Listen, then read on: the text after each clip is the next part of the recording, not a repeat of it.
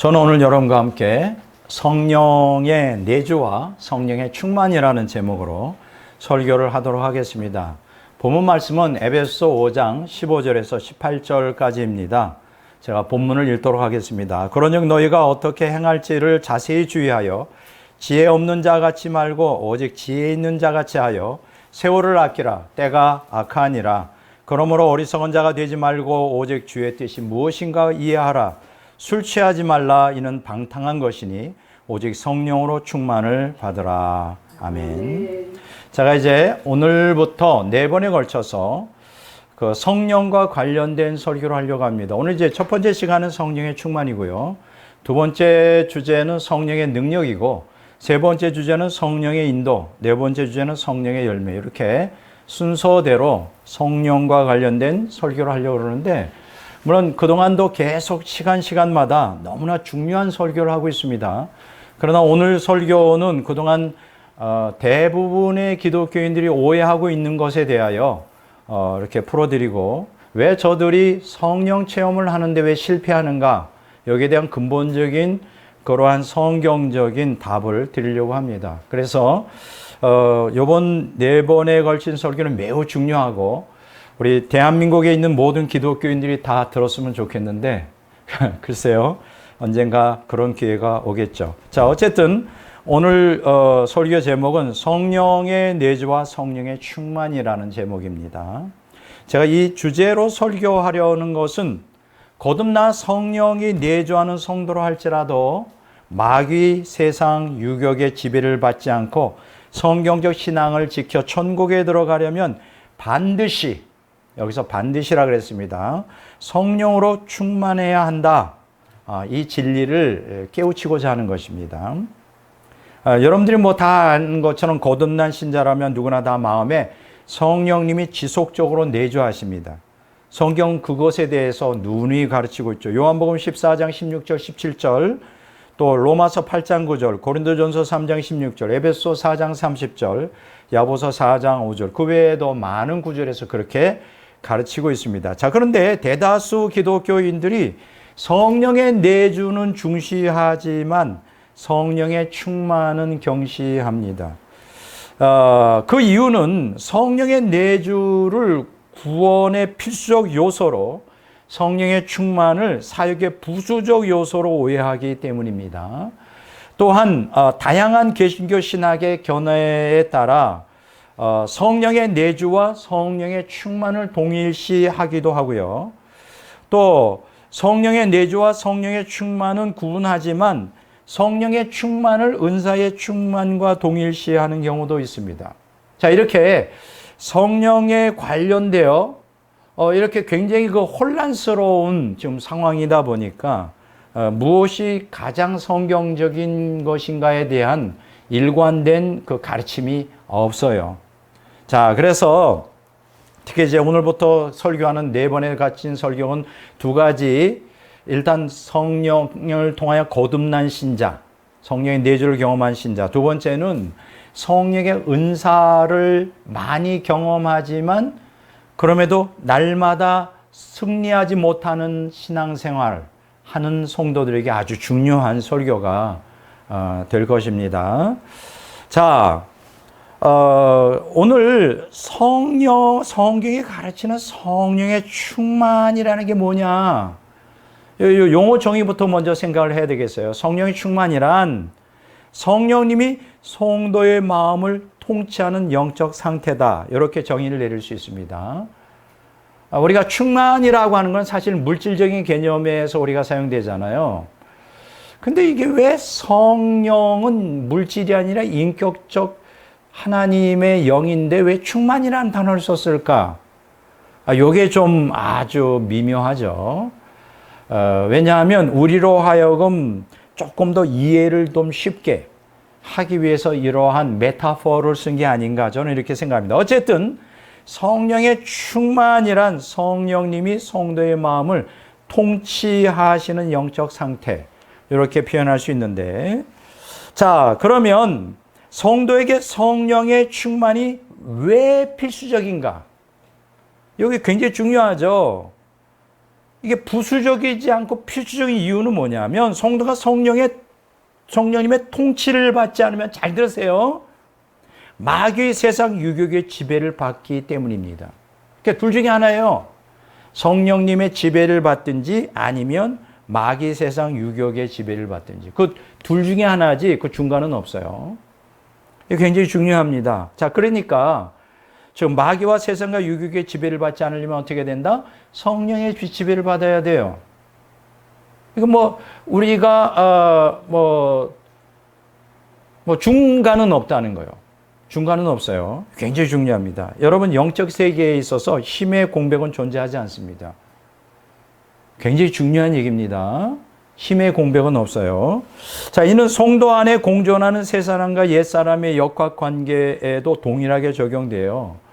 새 사람과 옛 사람의 장악력은 서로 반비례해요. 그러니까 새 사람이 강하게 주도하고 있으면 옛 사람은 약화되고, 옛 사람이 강하게 주도하면 새 사람이 약화되어 있는 거예요. 그 중도는 없다는 거예요. 굉장히 중요한 얘기죠. 그러니까 새 사람과 옛 사람 중 어느 한쪽이 이기면 이긴 쪽이 그 사람을 장악하게 되어 있어요. 그러니까 우리가 옛 사람의 지배받정을 새 사람의 지배를 받으려면, 또 그렇게 해서 성령의 지배를 받으려면 어떻게 되느냐? 기를 쓰고 성령으로 충만해야 된다는 거예요. 여기에 대해서 오늘 기독교인들이 잘 생각해야 됩니다. 오늘 제가 얘기하는 거는 은사 충만 이거 아닙니다. 물론 은사 충만 중요하죠. 사역을 위해. 그러나 그것이 전부가 아니다. 오늘 굉장히 중요한 설교가 되겠습니다. 자, 여기에 대해서 베드로후서 2장 19절에 이렇게 얘기했어요. 누구든지 진자는 이긴 자의 종이 됨이라. 이거 당연한 거 아니에요? 그게 전쟁이든 어떤 사회생활에서 누군가 이기면, 그래서 거기에 지면 이긴 자의 종이 되는 거예요. 그 밑에 들어가는 거예요. 영적 원리도 하나도 다르지 않습니다. 자, 로마서 6장 16절에 이런 구절 있죠. 너희 자신을 종으로 내주어 누구에게 순종하든지 그 순종함을 받는 자의 종이 되는 줄을 너희가 알지 못하느냐. 여러분들이 의의 종이 되고 싶습니까? 아니면 여러분들이 죄의 종이 되고 싶습니까? 의의 종이 되고 싶으면 의의 종으로서 의에 순종해야 돼요. 의에 순종하지 않으면서 의의 종이 되고 싶다? 이거는 난센스예요. 이건 있을 수가 없는 것입니다. 죄를 지으면 당연히 죄의 종이 되는 거예요. 그럼 죄의 종이 되지 않으려면 어떻게 돼요? 죄에서 벗어나야지. 굉장히 중요한 얘기입니다. 자, 이렇게 성경은 베드로후서 2장 19절, 로마서 6장 16절에서 영적 기본적인 원리, 영의 세계의 이러한 기본적인 원리를 우리에게 설명해 주고 있습니다. 특히 자, 성령의 내주와 성령의 충만의 관계에 있어서 대다수 개신교인들의 치명적 오해가 뭔지 알아요? 거듭나 성령이 내주하시면 성령께서 권능으로 성도의 마음을 통치하신다, 이런 관념론적인 개념을 갖고 있어요. 아, 성령이 내 안에 계셔. 그럼 좌정에 계셔. 우리 사형리에도 그게 나오잖아요. 예수님을 영접하면 예수님이 우리의 왕자, 마음의 왕자에 계신다는 거. 그러면 그걸로 끝나. 그럼 예수님 나의 주인이 되느냐? 자, 다시 한번 질문합니다. 우리가 정말 죄인의 회개를 통하여 거듭나 성령이 내 안에 마음에 거하시면 자동적으로 성령이 내 인생의 주인이 될까? 아, 그러면 얼마나 좋겠어요.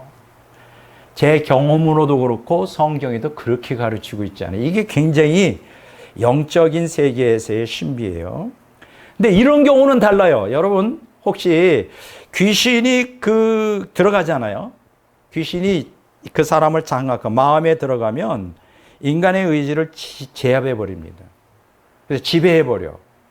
성경에도 나오고 실제도 그렇고요. 마태복음 17장 15절 18절, 마가복음 5장 1절에서 5절, 그 외에도 성경에 구약이든 신약이든 많은 그러한 신뢰가 나오죠. 마귀가 지배하잖아요. 악령이 들어가잖아요. 자, 그 사람의 의지를 억어해버려. 완전히 제압해버리고 막 끌고 다니며 온갖 악한 일들을 행하게 하죠. 자, 그런데 여러분, 그런데요, 그 성령의 통치는 마귀의 통치하고 달라요. 여기에 대해서 좀 자세히 이야기하고 싶은데 시간이 없어서 언젠가 한번 기회가 있을 줄 알고요. 왜 다른가에 대해서. 여러분, 중요한 얘기를 하겠어요. 거듭난 성도 안에 내주하시는 성령님은 인간의 의지에 거슬러 강압적으로 통치하실 수 없다. 하시지 않는다는 게 아니라 하실 수 없어요. 요한계시록 3장 20절 좀 보시면 그거는 그 교회에 대해서 얘기하는 거잖아요. 근데 거기 뭐라고 나와요? 내가 문 밖에 서서 문 두드리고 있노니 누구든지 내 음성을 듣고 문을 열면 내가 그에게로 들어 그와 더불어 먹고 마시리라. 아니 그건 불신자에게 한 이야기 아니라 신자에게 문을 두드리고 있다는 거예요. 문을 열라고. 여기서 우리가 중요한 교훈은 뭐냐면 거듭났다고 하여 예수를 믿는다고 해서 자동적으로 성령이 우리를 통치하는 게 아니다라는 거예요. 여기 제일 중요한 것은 우리가 자유의지로 우리가 자발적으로 문을 열어야 돼요. 그래서 이걸 하나님과의 협동이다 이렇게 말합니다. 어쨌든 여기에 대한 자세한 내용은 제가 다음에 언젠가 자세히 왜 그럴 수밖에 없는가 말씀드리고, 자 하나의 좀 예를 몇 가지 들어보겠습니다. 신구약 성경에서 만일 성령님의 통치가 강압적이었다면 사울 왕은 어떤 사람이었어요? 성경을 자세히 보면 그 사람은 불받은 사람이었어요. 은혜를 체험한 사람이에요. 거듭난 사람이에요. 그런데 이 성령님의 통치가 강압적이었다면 사울 왕이 하나님의 말씀에 불순종할 수 있었을까? 불순종 못했겠죠. 성령이 강압적으로 통치하는데 어떻게 불순종이 가능하겠습니까? 근데 불순종했어요.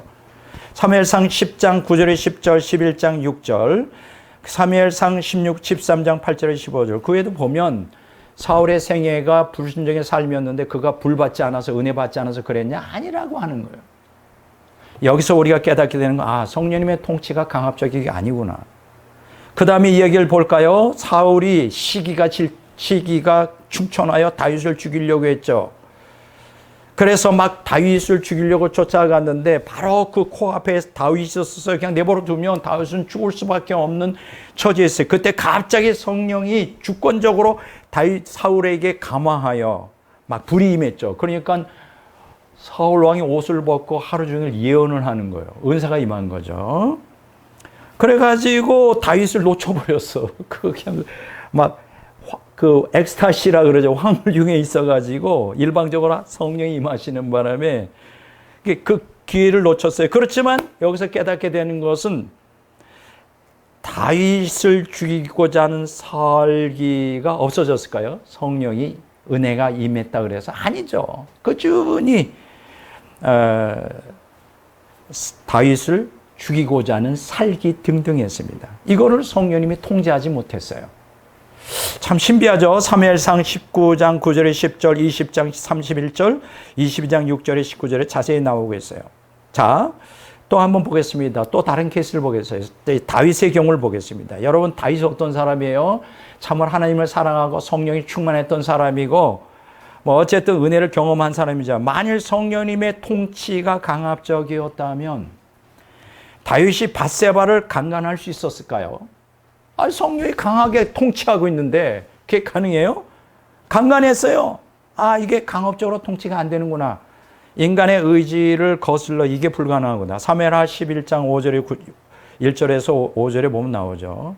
또 거기다가 무슨 악행을 저질렀습니까? 밧세바의 남편 우리아를 살해하는 끔찍한 악행을 저질렀어요. 성령이 강하게 통제했다면 그게 가능할까요? 통제가 안 됐다는 거예요. 참 아주 놀라운 일이죠. 사무엘하 12장 6절 27절. 더욱 충격적인 사실이 있어요. 여러분 가룟 유다에 대해서 어떻게 생각해요? 12제자 중에 하나인 가룟 유다가 거듭나지 않았던 사람이라고 생각합니까? 성령의 은혜를 경험하지 않고 하나님의 은사를 경험하지 않았다고 생각합니다. 아니에요. 가룟 유다가 성령의 권능을 체험했어요. 마태복음 10장 1절에 이렇게 나옵니다. 예수님께서 그의 12제자를 부르사 더러운 귀신을 쫓아내며 모든 병과 모든 약한 것을 고치는 권능을 주시니라.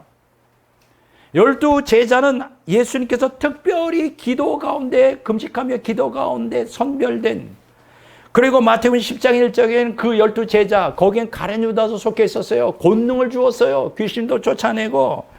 여러분 거듭나지 않은 사람이 어떻게 귀신을 쫓아냅니까? 거듭나지 않은 사람이 병과 약한 걸 고칠 수 있는 능력을 받습니까? 가룟 유다가 그런데요. 그런데 말이죠. 이 가룟 유다가 충격적인 사실은 예수님의 제자였고 성령의 권능을 체험했던 가룟 유다가 만일 성령님이 강압적으로 가룟 유다를 통제하셨다면 가룟 유다가 재물을 탐할 수 있었을까요? 탐했대요. 요한복음 12장 4절에서 6절, 마가복음 14장 11절에서 12절, 그리고 심지어는 마귀 유혹에 넘어가 예수님을 배반했대. 만일 성령님이 강압적인 통제가 있었다면 이게 가능했겠냐? 근데 그게 안 된다는 거예요. 여기에 우리가 깨닫지 못하는 신비가 있지만 어쨌든 오늘은 하나님의 은혜가 임하고 성령의 은사가 강하게 임한다 하여 그 사람이 저절로 성령의 통제를 받는 것은 아니라는 것을 깨닫게 됩니다. 근데 많은 기독교인들이 이걸 몰라요. 성령님 내주하시면 성령께서 권능으로 성도의 마음을 그냥 통치하신다. 관념적으로 생각하기 때문에 많은 기독교인들이 여기에서 걸려 넘어지고 이런 것을 바로 이해하지 못하기 때문에 신앙생활에 은사를 많이 경험하고 능력 사역을 하다가 걸려 넘어져 타락하는 기독교인들이 얼마나 많은지요. 여러분, 오늘 여러분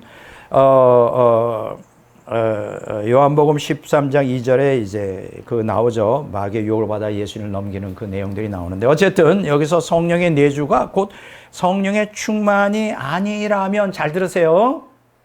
성령의 내주가 성령의 충만이 아니라면 마귀 세상 유혹을 이길 수 있는 성령 충만을 성경은 무엇이라고 가르치는가? 이걸 오늘 이것이 밝히는 것이 제 설교의 핵심이 되겠습니다. 자, 오늘 본문 말씀을 좀 먼저 돌아보도록 하겠어요. 에베소 5장 15절에 보면 지혜 없는 자, 요거는 에베소 5장 17절에 어리석은 자로서, 에베소 5장 8절에 어둠에 속한 자 및 에베소 5장 11절에 어둠의 일을 하는 자와 상응합니다. 이게 무슨 얘기인지 알겠어요? 오늘 본문 말씀이에요. 전후 지혜 없는 자, 그건 어리석은 자고 어둠에 속한 자고 어둠의 일을 하는 자, 다 똑같은 얘기예요. 자, 그러니까 에베소 5장 15절에 지혜 있는 자는 에베소 5장 17절에 주의 뜻이 무엇인가 이해하는 자이며, 에베소 5장 8절에 빛에 속한 자요, 에베소 5장 9절에 빛의 열매를 맺는 자와 상응하는 것이다. 다시 얘기하면 지혜 있는 자는 누구냐? 주의 뜻이 무엇인가 이해하는 자고 빛에 속한 자이고 빛의 열매를 맺는 자다. 자, 이걸 좀 정리하면 주의 뜻이 무엇인가 이해하는 지혜로운 자로서 빛의 자녀로 빛의 열매를 맺으려면 어떻게 해야 되느냐에 대한 쭉 에베소서에서 나오는 결론은 뭐냐? 에베소 5장 18절이에요. 그게 뭡니까? 오직 성령으로 충만을 받으라. 이거예요. 다시 한번 얘기합니다. 그리스도인으로서 주의 뜻이 무엇인가 이해하는 지혜로운 자로서 빛의 자녀로 빛의 열매를 맺으려면 어떻게 해야 되느냐? 한 가지 길밖에 없다. 성령으로 충만하라. 성령으로 충만을 받으라. 이게 명령이에요, 명령. 그 외에는 다른 방법이 없어요. 그냥 기독교인이라고 자동적으로 빛에 속한 자요, 빛의 열매를 맺는 자고 주의 뜻이 뭔지 이해하고 지혜로운 자가 아니라고 하는 거예요. 성령의 내주가 성령의 충만이 아니라고 하는 거예요.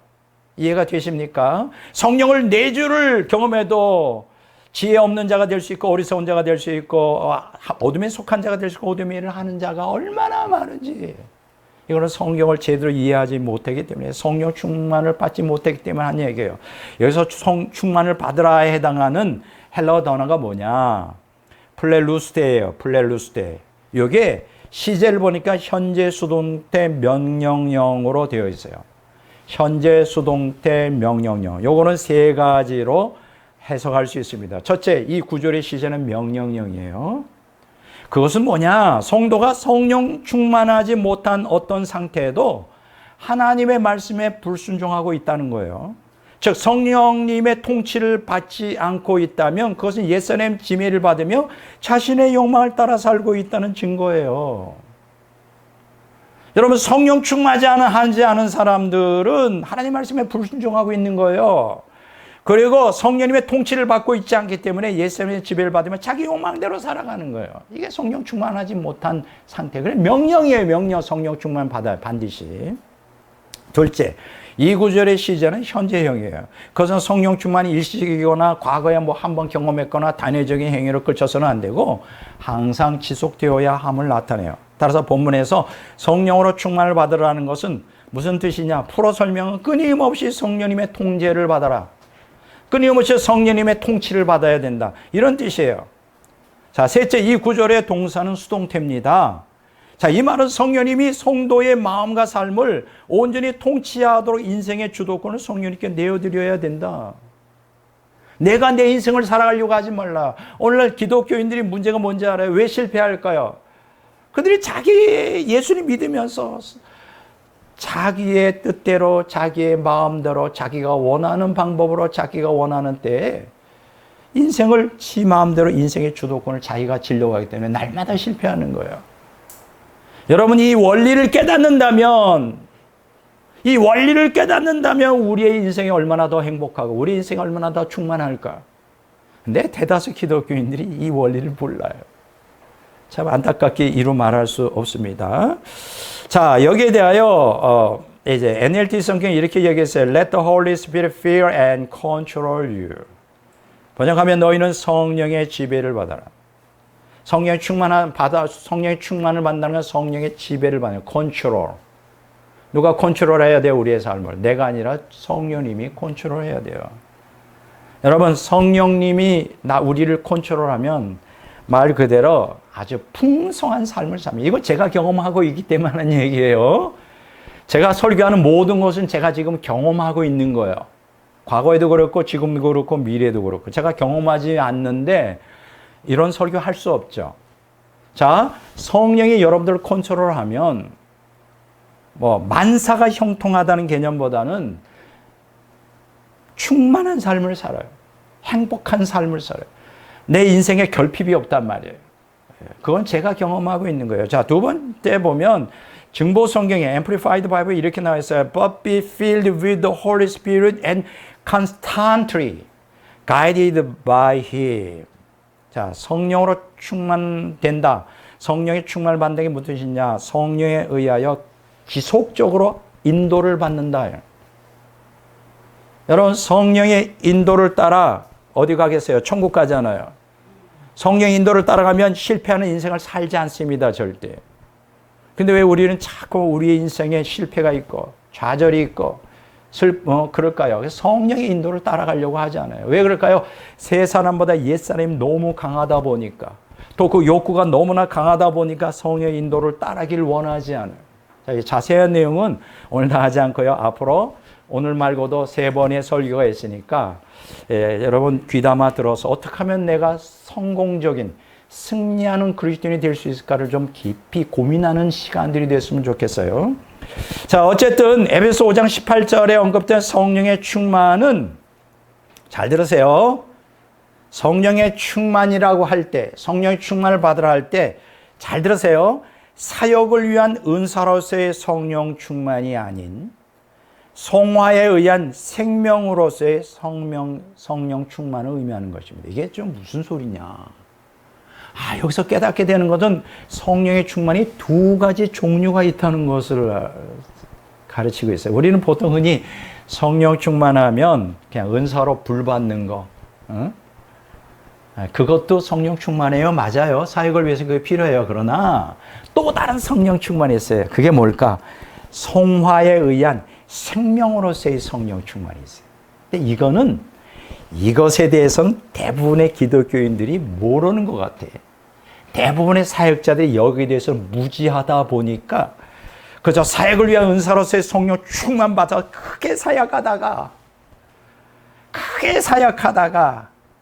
옛사람의 욕망 때문에 사탄의 유혹에 넘어가 도중에 타락하는 사역자들이 얼마나 많은지 제가 실제적인 예를 조금 이따 드릴게요. 좀 기다려 보시고. 자, 그래서 오늘 3가지로 구분해서 오늘 설교하려고 합니다. 첫째 뭐냐? 성령 충만에는 2가지가 있다. 뭐라고요? 사역을 위한 은사로서의 성령 충만. 이게 한 가지고요.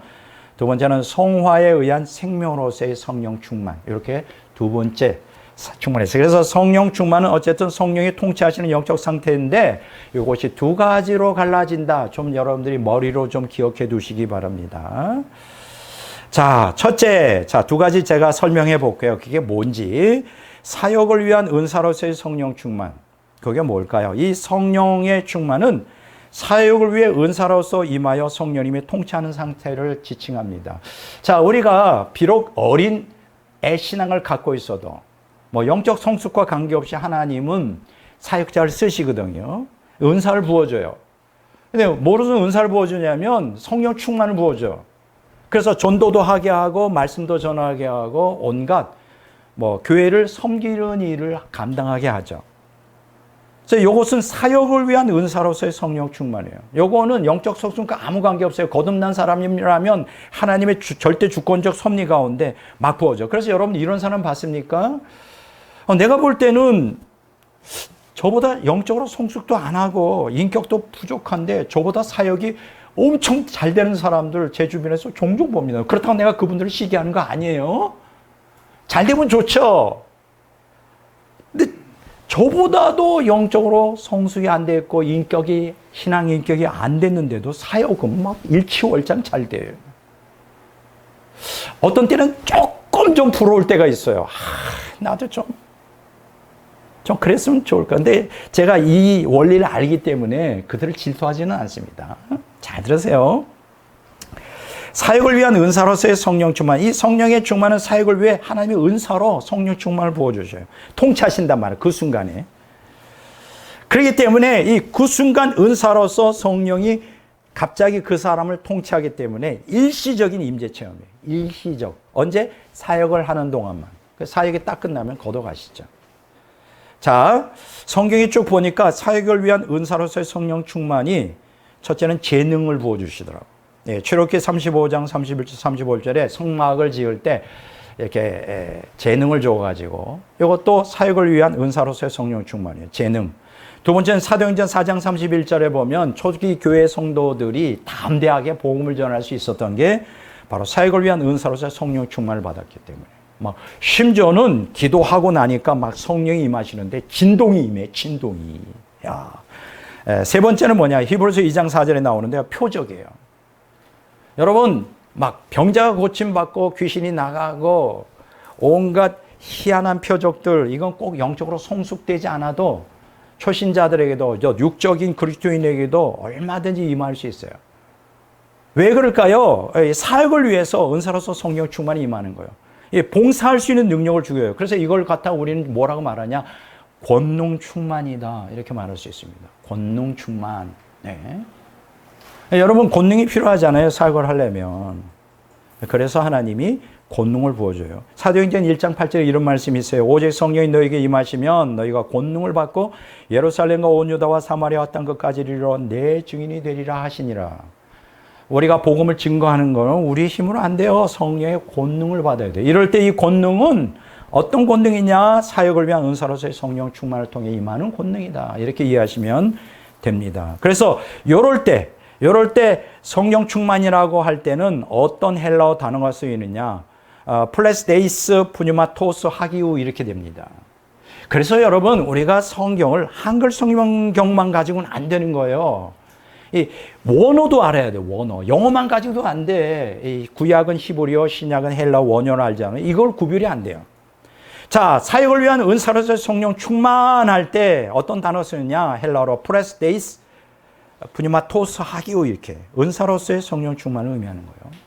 자, 그 대표적인 게 사도행전 4장 8절에 보니까 이에 베드로가 성령에 충만하여 이르되 백성의 관리들아 장로들아 들으라 막 이렇게 하죠. 이때 성령 충만이 바로 플레스데이스, 푸니마토스, 하기오 또 사역을 위한 은사로서의 성령 충만이 그때 베드로의 확 임한 자기도 모르게 담대해가지고 막 겁도 없이 복음을 전하는 거죠. 예, 플레스데이스. 자, 이때 베드로가 받은 성령 충만은 사역을 위해 하나님의 은사로 부어진 일시적 성령의 충만이다. 사도행전 2장 4절, 4장 31절, 9장 17절에도 그 외에도 많은 구절이 나와요. 자, 그런데 문제는 뭐냐? 잘 들으세요. 사역을 위한 은사로서의 성령 충만이 사역자들 타락으로부터 보호하지 못한다는 거예요. 왜냐하면 사역을 위해서 부어졌기 때문에. 그리고 그건 일시적이기 때문에. 사역할 때만 영혼들을 구원하기 위해 하나님이 사역자에게 일시적으로 부어줘요. 그게 성령 충만하게 해서 사역을 감당하게 하십니다. 그 대표적인 예를 한번 들어볼까요? 그게 굉장히 많아요. 굉장히 많아요. 그 오순절판 목사예요. 이 사람들이 누군지 딱 얘기하면 유튜브 쳐보면 다 나오는데 짐 베이커라는 목사와 지미 스와가트라는 목사예요. 짐 베이커 목사에 대해서는 제가 조금 있다가 좀 더 자세하게 설명하겠습니다. 지미 스와가트도 오순절파에서 굉장히 유명한 목사였어요. 막 능력이 임하고 은사가 임하고 대단한 유명한 사람이 방송 사역을 했는데 이 사람이 그렇게 하면서 또 다른 뭐요? 창녀들을 하고 섹스도 하고 뭐 이런 거. 네, 그것 때문에 문제가 좀 심각하게 됐죠.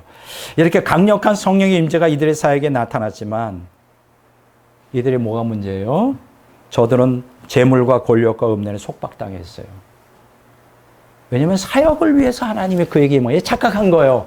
성령이 강하게 임하니까 뭐 자기네들이 마치 성화된 거, 성화가 안 된 거예요.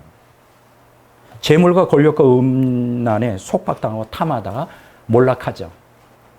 그리고 사역할 때는 성령의 임재를 경험했지만 평소에 잘 들으세요. 이들의 특징이 있어요. 공통점이. 성령의 임재 부재로 깊은 공허감에 사로잡혀 있었다. 그러니까 사역할 때만 임해 계신 거예요. 사역이 끝나면 떠나. 그러니까 어떻게 해요?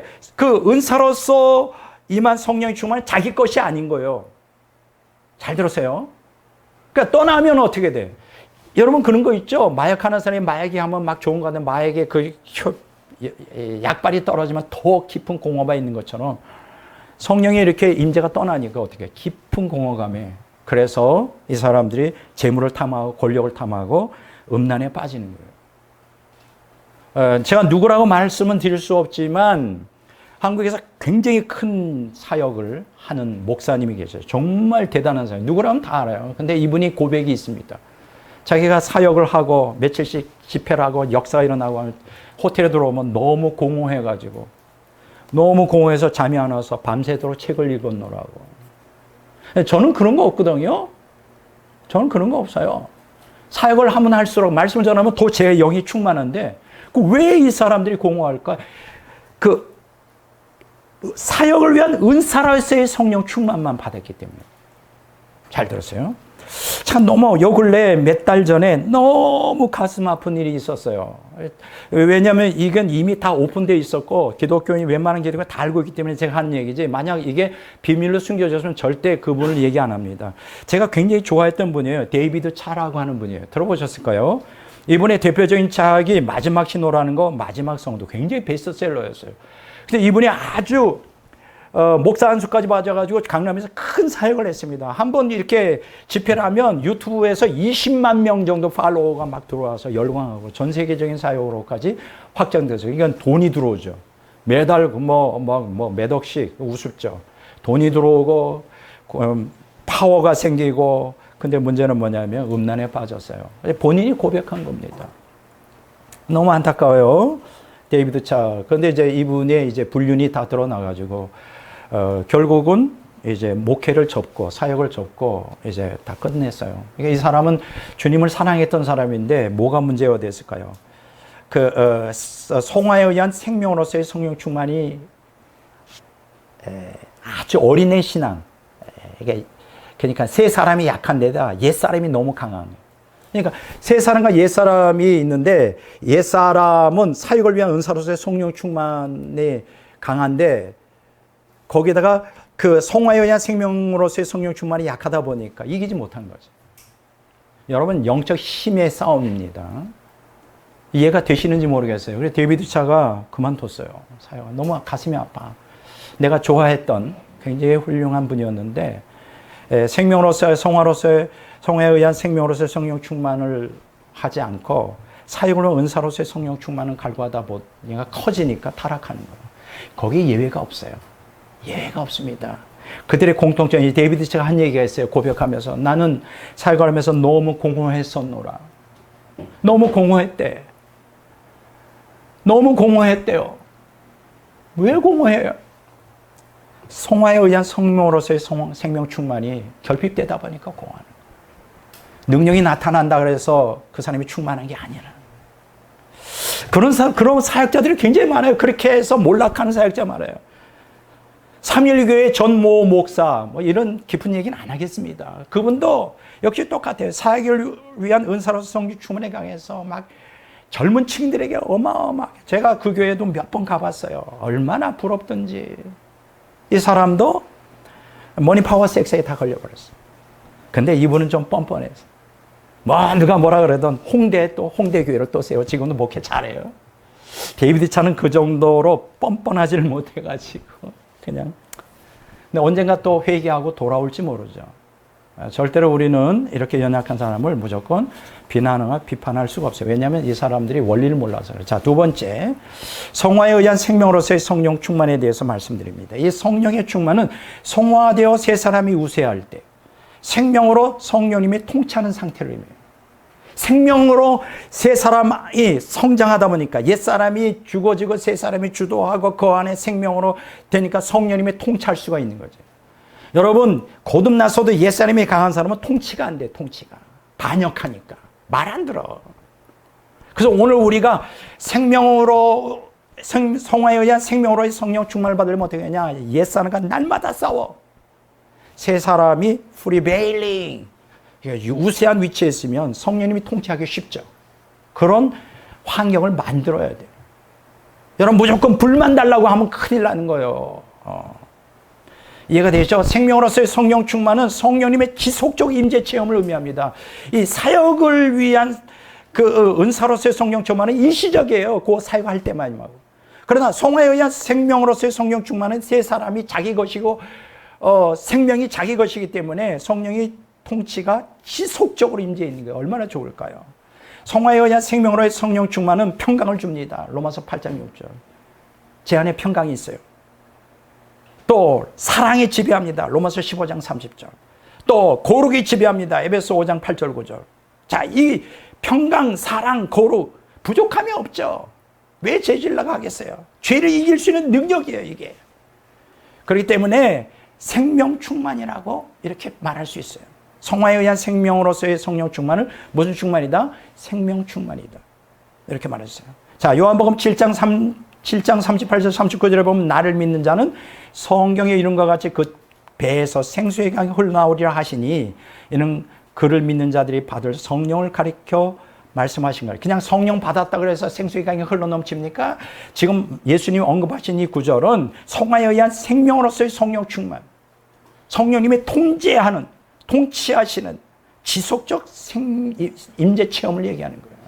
이걸 경험해야 되지 않겠는가 하는 거예요. 자, 성령 충만으로, 이때 성령 충만으로 번역된 헬라어가 뭐냐? 플레네스 푸니마토스 하기오예요. 플레레스. 아까 우리가 은사로 사역을 위한 은사로서의 성령 충만을 뭐라 그랬어요? 플레레스 데이스라 그랬죠. 성화에 의한 생명으로서의 성령 충만을 뭐라 그랬어요? 프레레스라. 프레레스. 달라요. 헬라어 단어가 다르다고. 그래서 생명으로서의 성령 충만을 의미하는데 그 대표적인 게 어디에 나오느냐? 사도행전 6장 3절에서 5절, 7장 55절에 나와요. 성령과 지혜가 충만하여 칭찬받는 사람 7을 집사로 택했다. 믿음과 성령이 충만한 사람 스테반이 성령에 충만하여 하늘으로 주목하여 하나님의 영광과 및 예수께서 하나님 우편에 서신 것을 보셨다. 사도행전 11장 24절 바나바는 착한 사람의 성령과 믿음이 충만한 사람이라 이에 큰 무리가 주께 도하여 지더라. 자, 여기 나오는 스테반, 플레레스의 성령 충만, 성화에 의한 생명으로서의 성령 충만했던 사람이에요. 은사로서 아니에요. 그러니까 죽음도 극복할 수 있는 거예요. 바나바, 이 사람 은사로서 성령 충만해. 여기 언급된 거는 성령이 완전히 지배를 당하고 있는, 지속적으로 성화된 사람이지. 세 사람이 득세한 사람이에요. 바로 이 스테반과 바나바는 성화되어 하나님의 생명으로 충만한 세 사람의 성품을 지녔기 때문에 하나님, 성령님이 통치가 가능한 거예요. 지속적으로. 우리는 그런 사람이 돼야 돼. 이해가 되죠? 나는 여러분들이 이해가 됐을 거라고 생각합니다. 자, 이러한 성령 충만, 프레레스로서의 성화에 의한 생명으로서의 성령 충만은 순간적으로 생기는 게 아니에요. 한번 불 받았다고 해서 은혜 받았다고 되는 게 아니라 연단과 순종을 통하여 마음속에 점진적으로 영적 성숙에 따라 이루어지는 거예요. 여러분, 한번 불 받아서 몇 개월간의 성령 충만 경험하고 싶어요? 저도 다 경험해 봤어요. 그거 가지고는 세상을 이길 수 없어요. 택도 없어요. 지속적으로 성령이 나를 통치하고 세 사람이 득세함으로 하나님이 주시는 평강과 사랑과 거룩의 삶을 사는 것. 그러면 이 세상에 아무리 악하다 할지라도 능히 이길 수 있어요, 여러분. 능히 세상을 이기는 믿음. 이게 성화에 의한 생명으로서의 성령 충만을 받은 사람이에요. 그렇게 하려면 어떻게 될까? 끊임없이 영적 투쟁을 해야지. 죄와 싸워야지. 이해가 되죠? 충분히 이 짧은 시간에 여러분들이 이해가 됐을 줄 알아요. 자, 이제 두 번과 세 번째에서는 실제 예를 설명하겠어요. 놀랍죠? 이 성경만 가지고서는 좀 쉽지 않죠? 이해가. 이론적인 건데, 이제 실제 예를 들어보겠습니다. 두 번째. 이 사람은 짐 베이커라는 사람이에요. 육적 탐욕으로 사역을 위한 은사로서의 성령 충만을 추구했던 사역자의 회개예요. 짐 베이커는 어떤 사람이냐? 육적 탐욕을 따라 사역으로서의 은사, 사역을 위한 은사로서의 성령 충만했던 사람이에요. 근데 이것 때문에 타락했다가 돌이킨 사람이에요. 자, 제가 책 한 권을 소개하겠습니다. 바로 이 책이에요. 뭐 이 책을 읽을 필요는 없어요. 내가 이 책을 버리려고 그래서, 나 버린 줄 알아서 어제 한 30분 찾았어요. 책이 워낙 많다 보니까, 있더라고. 한 번 읽고 그냥 버릴 만한. 이게 뭐예요? 내가 틀렸었다. I was wrong. 내가 틀렸어요. 이 말은 뭐예요? 자기가 과거에 그렇게 믿고 섬겼던 하나님에 대한 신앙에 틀렸다는 거지. 자, 왜 틀렸다고 고백했는지 한번 봅시다. 짐 베이커. 이 짐 베이커는 미국과 전 세계 1,400만 명이 넘는 가정에서 수신한 PTL이라고 불리는 기독교 방송 네트워크를 가지고, PTL은 뭐의 약자냐면 Praise the Lord. 이러면 주님을 찬양하라. 이게 이제 방송, 기독교 방송인데 1,400만이 시청했어요. 얼마나 대단합니까? 그리고 이 사람이 큰 목회를 했는데 수련원을 갖고 있어요. 그 자그마치 평수가 310만 평이에요. 우리 한국에 이런 넓은 땅 갖기 어렵죠. 미국은 그만큼 넓으니까 310만 평. 이름이 뭐냐? 헤리티지 USA. 야, 멋있어요. 대표요, 대표. 야, 그러니까 TV 방송으로 전 세계적인 대단한 1,400만 명의 가정에 날마다 수신하고 있었고, 310만 평의 교회에 큰 수련원을 갖고, 제가 여기 사진 나오는데, 호텔이더라고, 호텔. 자, 대표인데, 이 사람이 1970년대부터 1987년까지 미국에서 가장 성공적인 목회자였습니다. 그 기간 동에 여러 대통령하고 친구였어요. 얼마나 대단했어요. 머니 파워, 섹 다 가지고 있었지. 자, 그런데 문제가 있어요. 짐 베이커의 핵심 메시지는 뭐냐? 성경의 십자가 복음이 아니었어요. 거짓된 다른 복음이 성공 복음이었습니다. 예수 믿으면 성공한다, 형통한다. 성공 복음. 그는 십자가에서 옛사람을 죽이는 성화에 의한 생명으로서의 성령 충만이 아닌 육적 탐욕을 채우기 위해 사역을 위한 은사로서의 성령 충만을 추구했어요. 잘 나갔습니다. 잘 나갔어요. 그 결과 그의 사역 절정기인, 자, 근데 어떻게 됐을까? 결과가 나쁘게 나오겠죠. 여러분, 성화에 의한 생명으로서의 성령 충만을 추구하지 않고 육적 탐욕을 채우기 위해 사역을 위한 은사로서의 성령 충만을 추구하면 반드시 그 결과가 끝장납니다. 그의 사역 절정기인 1987년 교회 여비서, 제시카 한이라고 하는 젊은 여비서와 성추문이 터졌어요.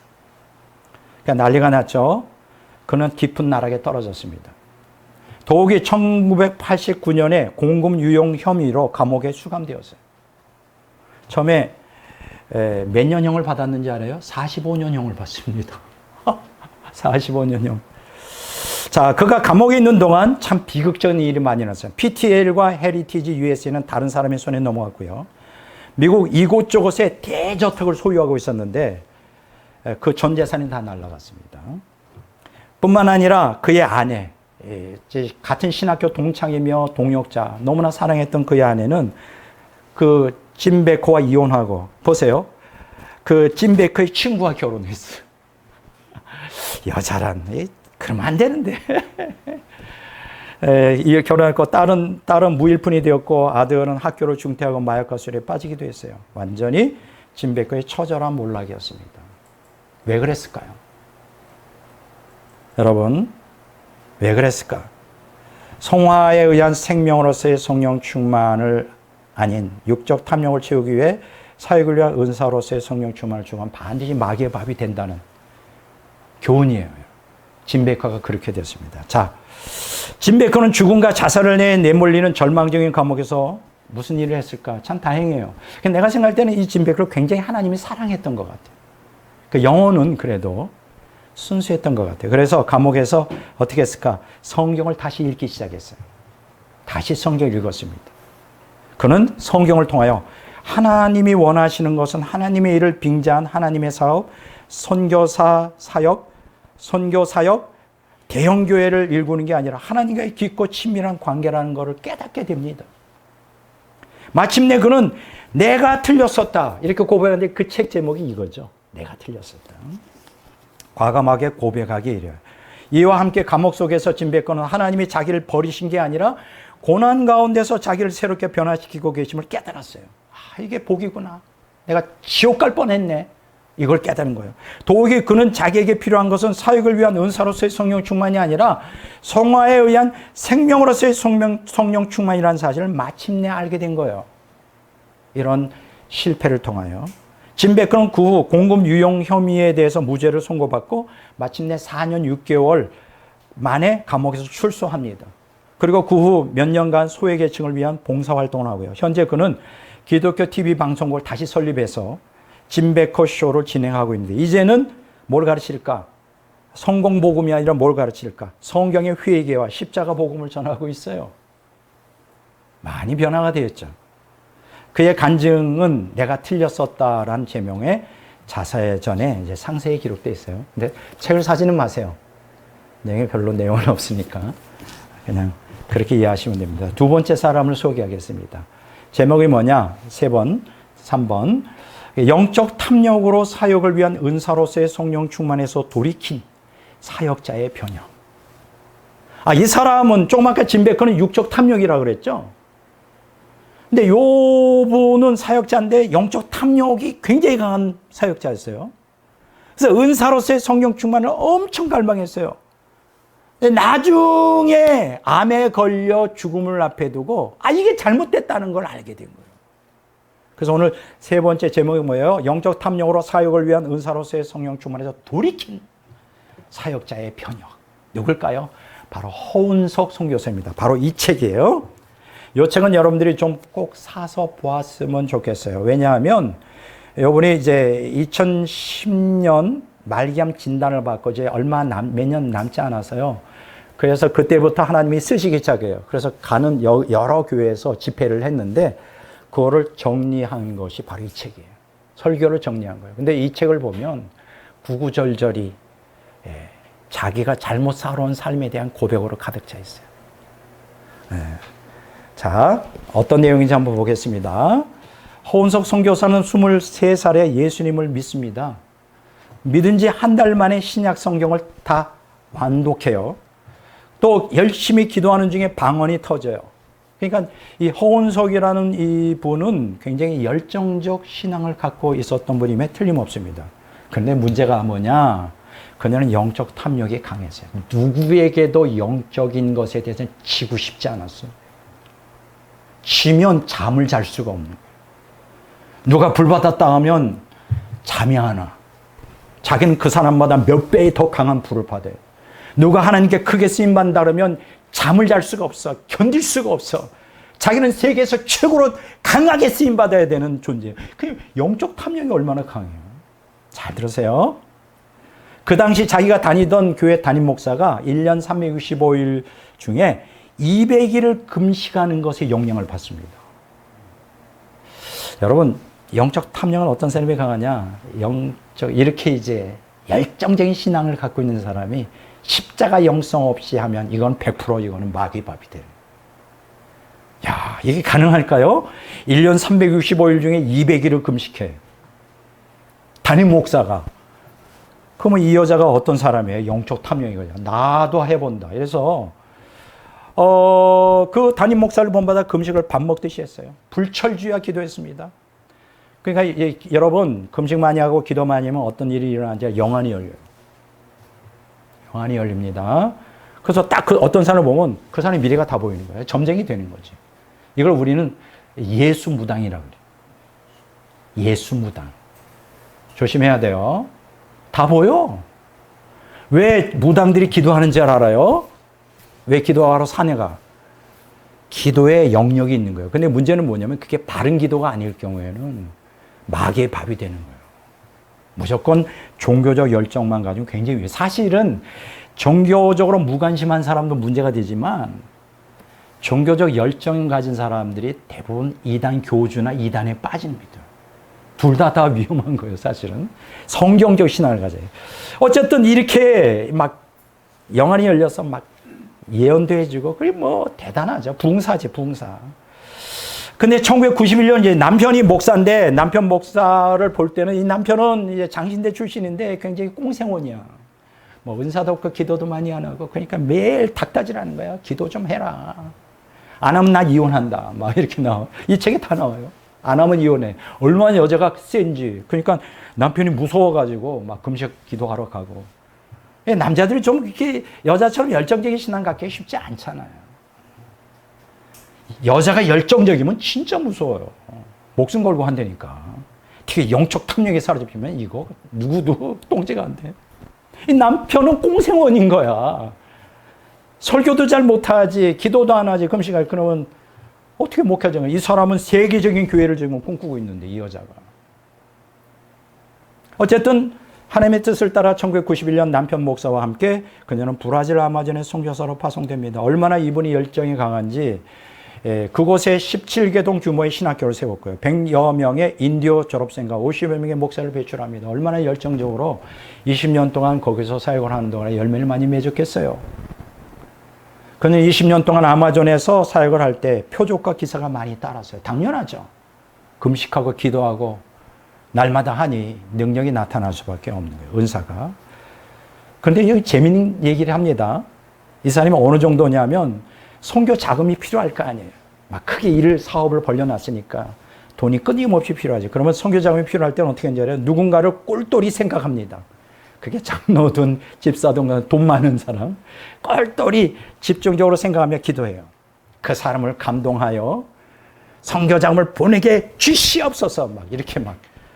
근데요, 놀라운 것은 100% 그 사람이 어느 날 전화 와서 선교, 자기가 원했던 선교를 따박따박 갖다 줘요. 한 번도 어긴 적이 없어. 무섭지 않아요?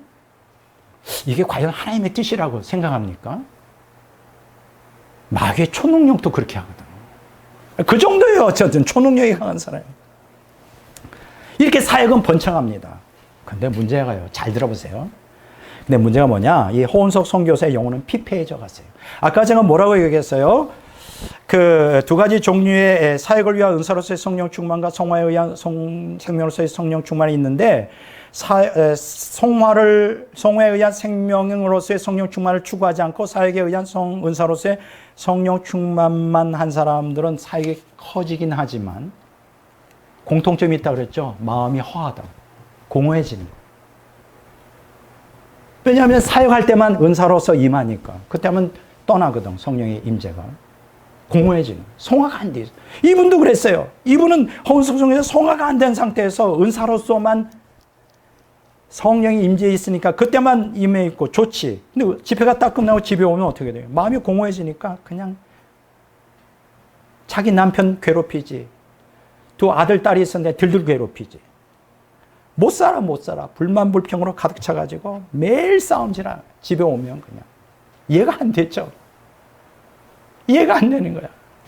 급기야는 어떻게 되는지 알아요? 우울증에 걸려요. 깊은 우울증. 아니, 하나님께 쓰임받는 주의 종이 능력을 행하는 주의 종이 어떻게 우울증에 걸려?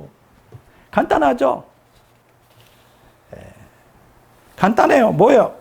성화에 의한 생명으로서의 성령 충만이 아니에요. 새 사람이 승한 게 아니라 옛사람은 강한데 그냥 사역을 위해서 은사로서 성령 충만만 받다 보니까 공허해질 수밖에 없는 거예요. 우울증에 걸렸어요. 죽고 싶은 거야. 야, 놀랍습니다. 자, 그런 상태에 이제 사역을 위한 은사로서의 성령 충만만 받고 성화에 의한 생명으로서의 성령 충만이 결핍되어 있기 때문에 나타나는 공통적인 현상이에요. 자, 어떻게 됐을까요? 자, 하나님께서 이 사람도 사랑해요. 아까 짐 베커도 사랑한다 그랬죠, 하나님이. 그래서 고난 가운데서 돌이키게 한 것처럼 이 홍석 선교사도 엄청 하나님이 사랑해요. 모르니까 자기가. 위기가 찾아옵니다. 2006년도에 폐암 진단을 받은 거예요. 폐암 진단을. 그럴 수밖에 없지. 밤낮 금식을 하고 기도하고 열정적으로 그냥 물불을 안 가리고 하니까 폐암 진단을 받았어요. 이때부터 그리스도의 고난을 묵상하며 그녀는 다음과 같은 사실을 깨닫게 됩니다. 고난 가운데.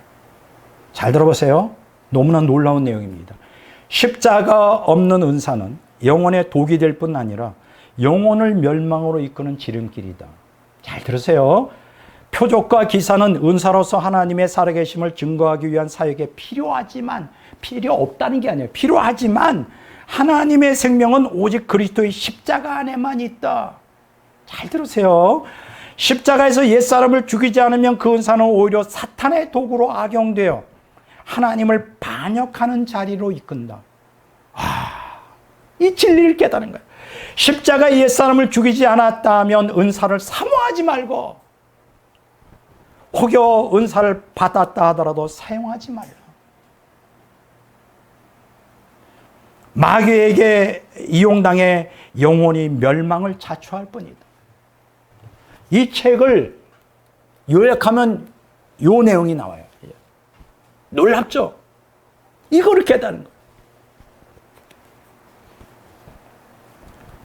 이처럼 허은석 선교사는 사역자에게 가장 필요한 것은 사역을 위한 은사로서의 성령 충만이 아니라 성화에 의한 생명으로서의 성령 충만이라는 사실을 마침내 깨달은 거예요. 그녀는 2010년 말기암 진단을 받습니다.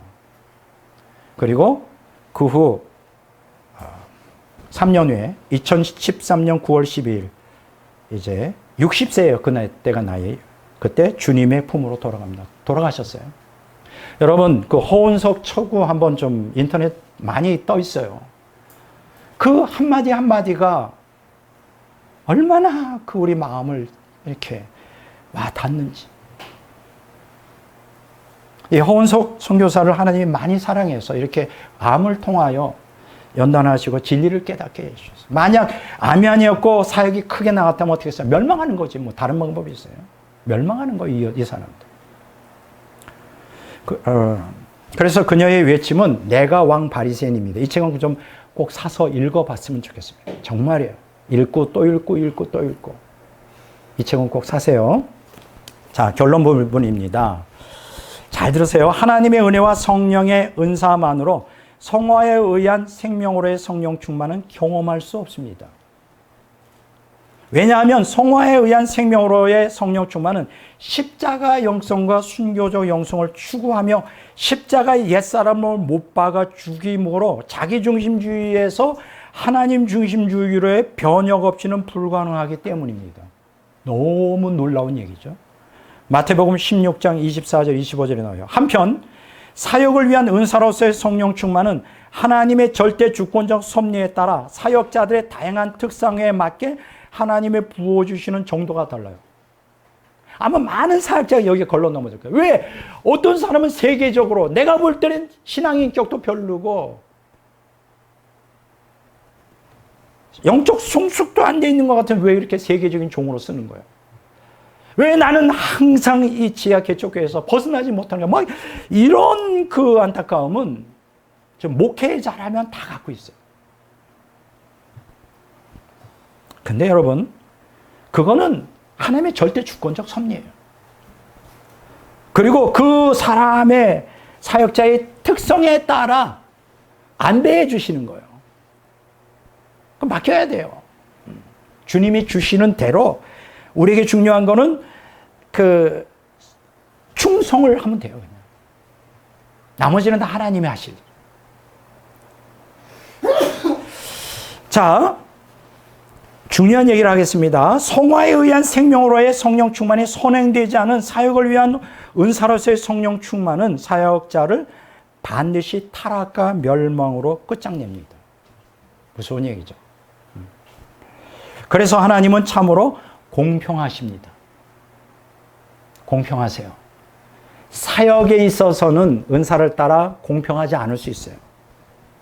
우리 인간의 눈에 볼 때. 그러나 그 성화에 의한 생명으로서의 성령 충만은 누구에게나 다 공평해요. 십자가에 죽는 만큼만 성화에 의한 생명으로서의 성령 충만이 가능해요. 거기에는 뭐 큰 사역을 하든 작은 사역 아무 관계가 없어요. 공평하시죠. 그것에 따라 천국이 결정이 되는 거예요. 사역, 내가 얼마나 큰 사역했느냐, 사역을 위한 은사로서의 성령 충만을 얼마나 많이 받았느냐에 따라 우리의 천국이 결정되는 게 아니라 성화에 의한 생명으로서의 성령 충만에 따라 우리의 운명이 결정된다고요. 이해가 되세요? 그러므로 우리는 먼저 하나님께 성화에 의한 생명으로서의 성령 충만을 갈망하며 추구해야 됩니다. 자, 결론입니다. 잘 들으세요. 따라서 엘리야와 같은 권능의 종이 되게 해달라고 기도하지 말고 바울처럼 예수님이 나의 전부가 되게 해달라고 기도하라. 마지막 드리고 싶은 얘기예요. 그것이 기독교인들 향한 하나님의 뜻입니다. 이해가 되죠? 자, 오늘 말씀을 잘 새겨 들으셔서 그동안 우리가 잘못 오해하고 성령 충만에 대해서 잘못 오해한 것이 있다면 이번 기회에 성경적으로 다 고치고 돌이키고 생명으로서의 그 성화에 의한 생명으로서의 성령 충만을 추구하는 모든 성도들이 되시길 주의 이름으로 축원합니다.